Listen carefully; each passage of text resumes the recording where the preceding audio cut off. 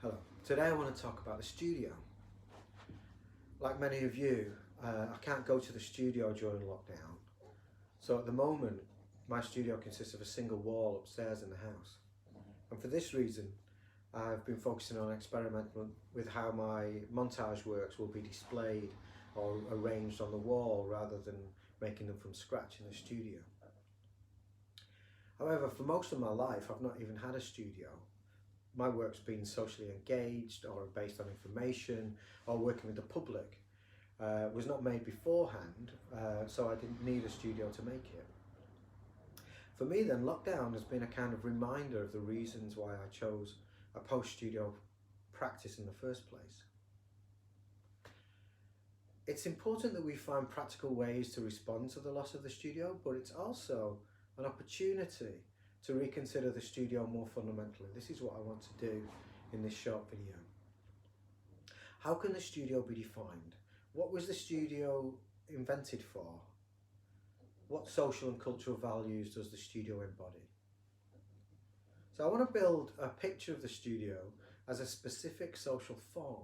And I'm going to do this by tracing how the studio emerged historically and what values were attached to it at that time, and look at how these values have been maintained or modified or challenged. Before doing this though, I want to mention a parallel development. Let me briefly consider Virginia Woolf's extraordinary book, A Room of One's Own. Based on a series of lectures given at two women's colleges in Cambridge University in October 1928, this is the book that Woolf famously imagines the fate of Shakespeare's sister.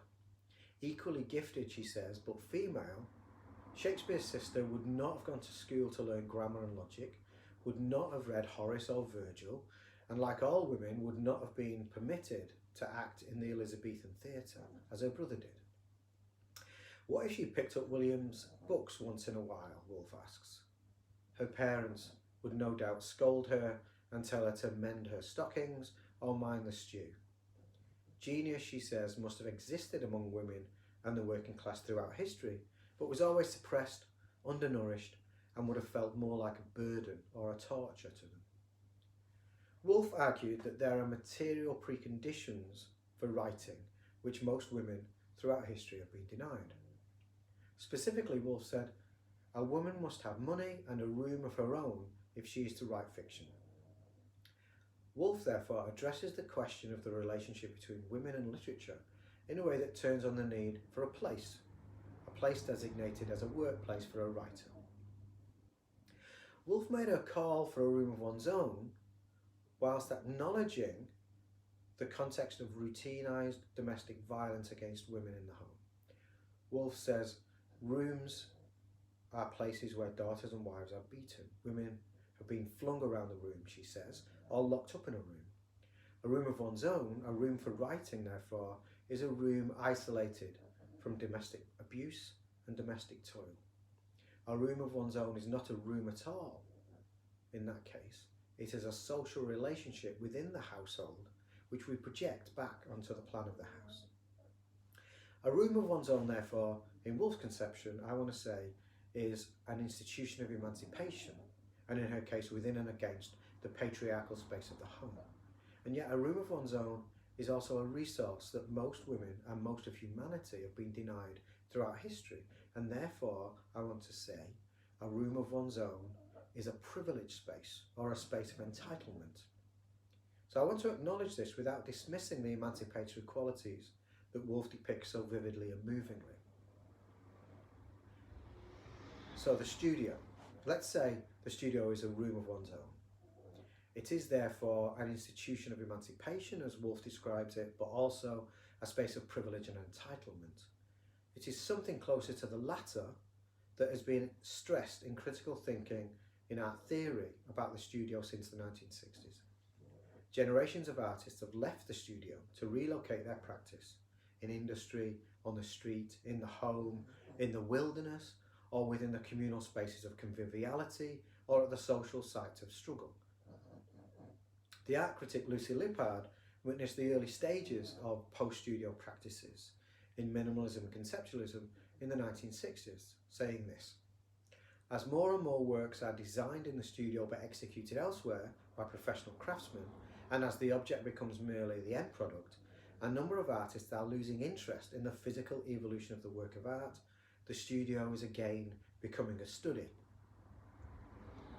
The art historian Caroline Jones put an even stronger emphasis on the critique of the studio in her important historical study of the passage from the romance of the studio in abstract expressionism to the post-studio practices of pop art, minimalism, site specificity and land art. In this account, the studio was instrumental in constructing the myth of the artist as a heroic individual, and therefore the abandonment of the studio was a necessary part of dismantling that myth. For her, the post-studio practices of the land artists, quote, moved out of the sacrosanct studio and therefore away from the city system and away from the gallery's white cube. Giles Waterfield, the art historian, pointed out that until the 19th century, British artists preferred the term painting room to studio, and in France the word studio referred to a one-room apartment. What he calls the decline of the studio as the normative concept applied to places of artistic production is what is targeted by the French artist Daniel Barême, who was one of the pioneers of post-studio practice. He said, "The studio is the first frame, the first limit on which all subsequent frames and limits will depend." He identified two types of artist studio, the European type and the American type. The European type is modelled on the high-ceiling Parisian room, and the American type is characterised by a reclaimed loft, barn or warehouse. We can add to this list by placing the artist studio alongside the craft studio, the design studio, the writer's study, the architect's office, the musician's recording studio, the dance studio, the photography studio, or even the tattoo studio. So do these different studios have something in common, or are they different types of studio therefore caught up in an ongoing struggle over what a studio might be or ought to be? One thing that all these studios have in common, I would say, is the history of the emergence of the studio out of the artisan workshop at the threshold of modernity. During the Renaissance, the studio developed out of the artisan workshops as part of the attempt to raise some of the arts above handicraft. The studio, therefore, plays a significant role within the struggle to raise certain mechanical arts into the liberal arts, and that is to say, from handicraft and skilled manual work to the scholarly activities of the nobility. The old hierarchy of liberal and mechanical arts did not retain its force within the advent of capitalism. Here, the division between mental and manual labour and the subdivisions of skilled and unskilled work were more important. At the same time, labour was divided into a spectrum of new categories, such as manufacturing, industrial work, craft, domestic labour, leisure, hobbies and so on. On this new basis, the studio is distinguished in particular from the factory, the office and the home. The studio continues to signify an activity that is distinguished from mechanical work, domestic drudgery, waged labour, industry, commerce and administration. However, it's important to point out immediately here that the normative separation of the studio and the artist from industry, manual labour, commerce and the home was never accomplished in the way that the myth of the artist or the romance of the studio would have us believe. Prior to the invention of the studio, artisan workshops were typically within the home, and all the apprentices and the day labourers would belong to the household. When the studio first separated itself, symbolically and spatially, from the workshop and the home, the work that went on within the studio continued to be dependent on manufacturing and domestic work that went on outside the studio walls. So the isolation of the artist within the studio was only possible when the various tasks undertaken by apprentices, day labourers and members of the household within the artisan workshop, making brushes, paper, pencils, mixing paints and so on, as well as preparing food and other necessary tasks, when these activities were either outsourced to commercial suppliers or classified as acts of familial love rather than work. In this way, the studio conceals the dependence of the artist on the work of others which the old artisan workshop couldn't hide. So, one of the problems with the studio, at least partly, is the way it reinforces the myth of the heroic, self-sufficient individual artist. But when minimalist artists and conceptualists challenged the handicraft tradition of art production, the studio was also criticised as appearing to give too much of an emphasis on making and the art object. At the same time, the distinction between the studio and the workplace has also given rise to the critique of the studio as supporting the elitist elevation of art above craft and design and industry, and supporting the myth that the artist is not a worker. So there's a whole range of different problems with the studio which have been overlapped in critical practices of post-studio artists.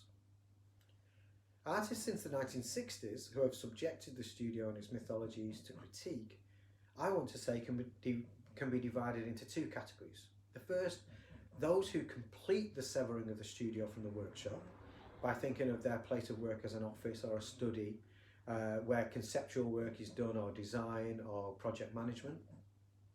And those who heal the rift between the workshop and the studio by identifying artistic practice with engineering, factory work, or other kinds of material production, including domestic work. Post-studio art practices appear to be critical or radical in comparison to working in the studio, which therefore appears to be more conventional, traditional, or conservative. However, if the studio is formed historically by the elevation of certain arts above handicraft, then it could be argued, and I certainly would argue, that certain types of post-studio art practice complete the shift by taking a greater distance from craft and manual work in the direction of scholarship, conceptual development and project management. This is confirmed by Melissa Grunland's definition of post-studio art practice, which she describes in comparison with classical modes of art making in studios as being mainly discursive and organisational. What is neglected, I would say, in the celebration of post-studio practices is the extent to which the roving artist occupying a variety of sites has internalised the studio and carries the social relations of the studio from place to place. If the room of one's own is not a room but a social relationship expressed in spatial terms, then the studio too is not a specific type of room or building, but a social relationship that distinguishes the artist from the non-artist. In that case, the absolute affirmation of the social distinction of the artist is not the studio, but the artist who remains an artist without having a studio. And yet, as I said earlier, I don't want to lose sight of the studio as a space of liberty, autonomy and safety. The studio may be a room of one's own, or a wall or a desk of one's own.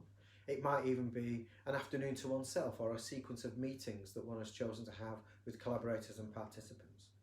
The studio doesn't have a particular shape, and it doesn't predetermine a certain kind of activity. The 60s idea that studios are for making objects rather than something more conceptual is no longer true. The studio, as I've tried to outline in this video, is not a place or a specific activity, but just a social relation. Since the lockdown has suspended so many of our explicit social markers of our established social relations, we've been able to see these social relations from a different perspective. We've started to look at changing patterns of living and working and finding new ways of maintaining sociality without physical contact.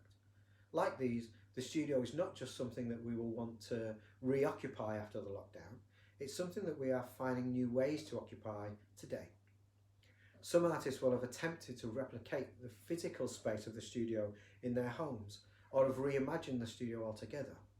In this sense, lockdown has generalised an experience of the studio that has been called for since the 1960s. Claire Doherty, the brilliant curator who edited the book Contemporary Art from Studio to Situation, actually doesn't argue for a post-studio practice, but rather a remapping of the relationship between the studio and society. So she says, Daniel Barone once said that all his work proceeded from the extinction of the studio. If we understand the studio as a space of imagination rather than the locus of creative activity prior to the presentation of the work, then perhaps we should not be encouraging the artist to exit the studio, she said, but rather that the studio be immersed in the situation of place. I want to take this inquiry one step further by saying that the studio is not just a single fixed social relationship. It's not just the place that designates the elitist elevation of the artist above the artisan, or is the home of the heroic masculine genius. It's the assumption that the studio represents one particular social relation that leads commentators to dismiss it outright or to defend it to the death. The point, however, I want to say is to see the studio as a tool for reconfiguring the social relations of artistic production. The studio is not a template for activity that artists must conform to or liberate themselves from. The studio is not given. It is formed and reformed, shaped and reshaped by the social relations that artists develop in their practices.